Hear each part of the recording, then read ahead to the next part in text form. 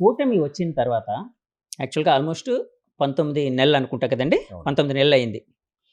కానీ వైసీపీ వాళ్ళు చెప్తుందేంటంటే అండి, అంటే కూటమి పాలన మీద అసంతృప్తి జనంలో పేరుకుపోయింది. కూటమి ఏదైతే ప్రామిస్ చేసిందో, అంటే ఇండివిడ్యువల్ పార్టీ కావచ్చు, కూటమిగా కావచ్చు. అవేవి జరగట్లేదు. జనాలు చాలా చాలా ఎవర్షన్‌తో ఉన్నారు కూటమి మీద అన్నట్టు ఈ మధ్య రాజకీయంగా వాళ్ళు వైసీపీ వాళ్ళు కొంచెం గట్టిగా ఎదురుదాడి చేస్తున్నారండి.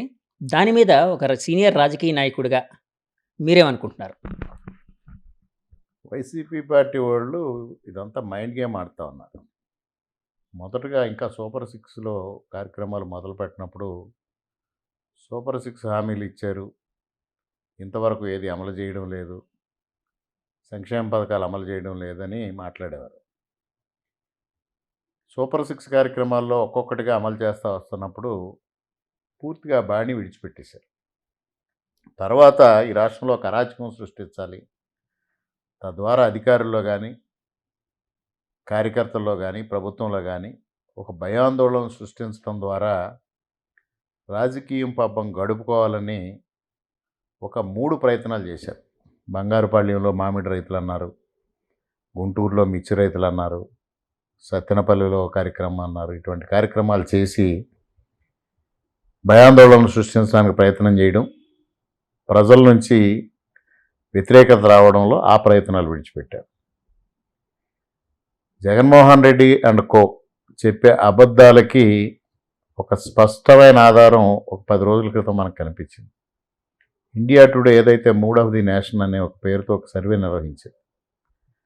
ఆ సర్వేలో మరలా భారతదేశంలో ఎన్డీఏ కూటమి, భారతీయ జనతా పార్టీ నేతృత్వంలో ఎన్డీఏ కూటమి ఇప్పుడున్న సీట్ల కన్నా ఎక్కువ శాతం సీట్లు సాధించి స్పష్టమైన మెజారిటీతో విజయం సాధిస్తుంది, ప్రభుత్వాన్ని ఏర్పాటు చేస్తుందని.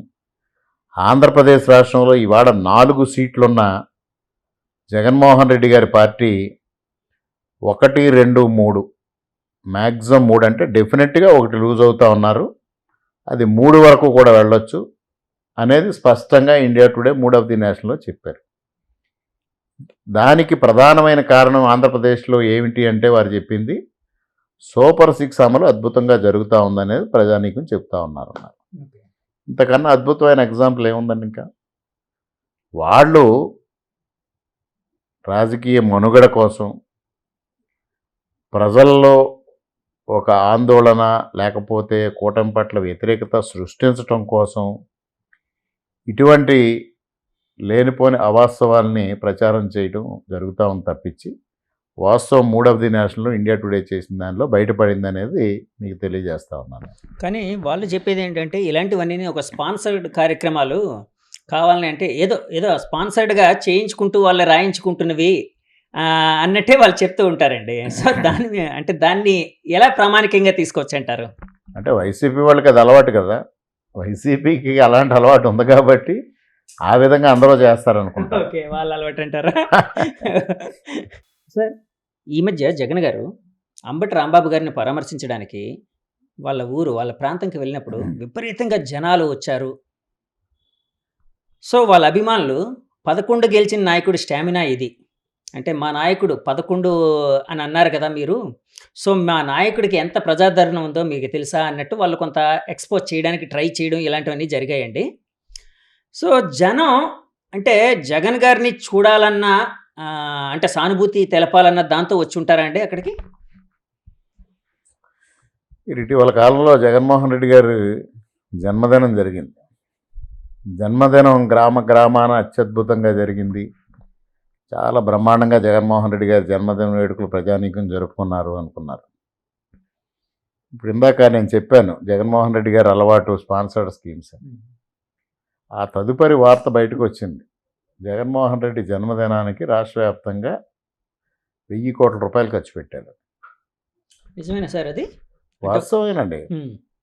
పైనుంచి కింద వరకు డబ్బు పంపించుకొని ప్రతి గ్రామానికి డబ్బు చేరే విధంగా చేసి జన్మదిన వేడుకలు అత్యద్భుతంగా జరిగాయి అనేది సృష్టించడం జరిగింది.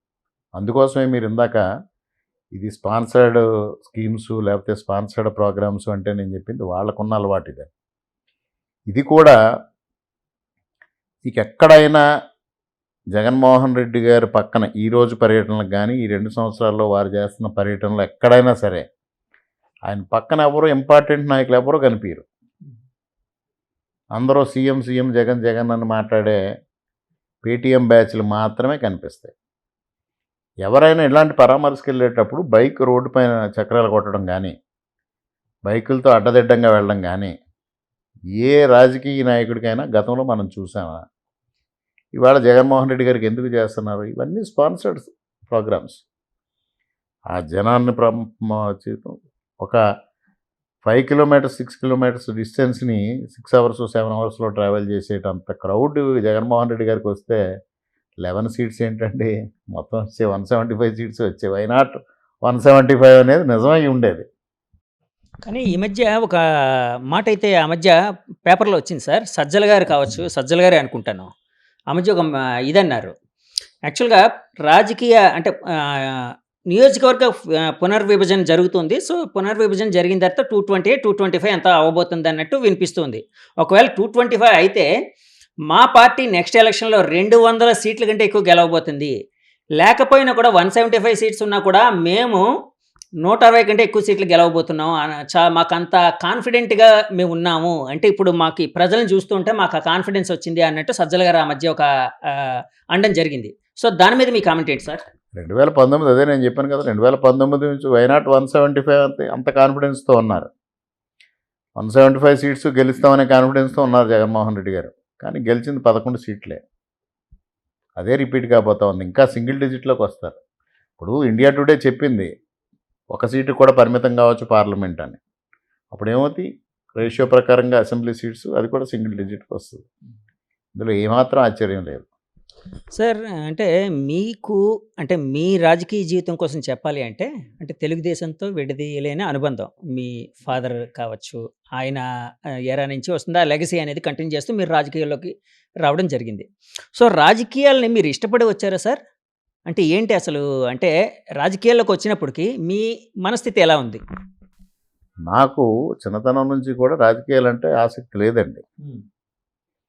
తర్వాత over a period of time తీసుకుంటే రాజకీయాల్లో అనేక విధానాలు పొల్యూట్ అవుతూ వస్తున్నాయి. ఆ పొల్యూట్ అవుతున్న విధానాల్లో నేను రాజకీయాలంటే ఇష్టం లేదు. మా తండ్రి గారు రాజకీయాల్లో ఉన్నారు కాబట్టి వారు ఎంతకాలం రాజకీయాలు చేస్తే అంతకాలం చేయాలి. ఆ తర్వాత మా కుటుంబంలో రాజకీయాలు తావులేదు అనే ధోరణిలో నేనున్నా. కానీ చంద్రబాబు నాయుడు గారు తప్పనిసరిగా రాజకీయాల్లోకి రావాలని వారు పట్టుపట్టడం, మా తండ్రి గారు కూడా వారిని సమర్థించి నన్ను రాజకీయాల్లోకి రమ్మని వారు నాపై ఒత్తిడి తేవడం, ఈ రెండిటి వల్ల మాత్రమే నేను రాజకీయాల్లోకి వచ్చా.